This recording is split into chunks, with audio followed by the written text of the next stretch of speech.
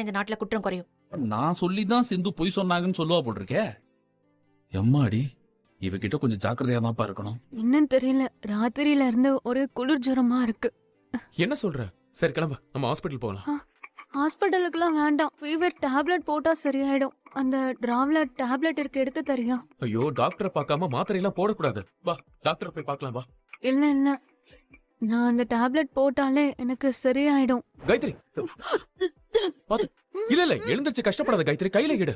பரவாயில்ல, கையில இடு. சொல்றத கேளு காயத்ரி, வா ஹாஸ்பிட்டல் போலாம். இல்ல வேண்டாம், எனக்கு ரொம்ப டயர்டா இருக்கு. கொஞ்ச நேரம் தூங்குறேன், அப்புறம் வேணா ஹாஸ்பிட்டலுக்கு போலாம்.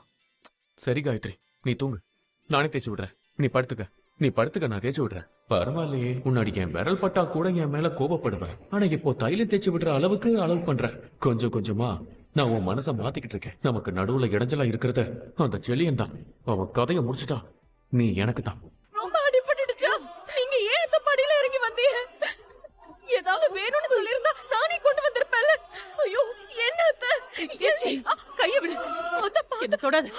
என்ன தொடாதுன்னு சொன்னல அத்தை. ஏன் அத்தை இப்படி எல்லாம் பேசுறீங்க? வாங்க அத்தை, நான் உங்களை சோஃபால உட்கார வச்சிடுறேன்.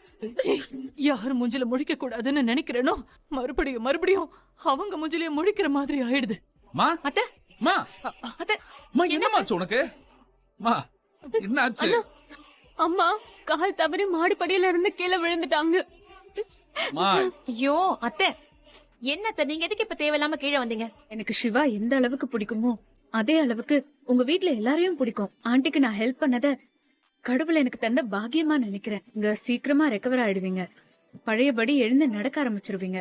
எதை பத்தியும் கவலைப்படாதீங்க. ஏதாவது பிரச்சனைனா எனக்கு ஃபோன் பண்ணுங்க, அடுத்த நிமிஷம் நான் இங்க இருப்பேன். உனக்கு எதுக்குமா சிரமம்?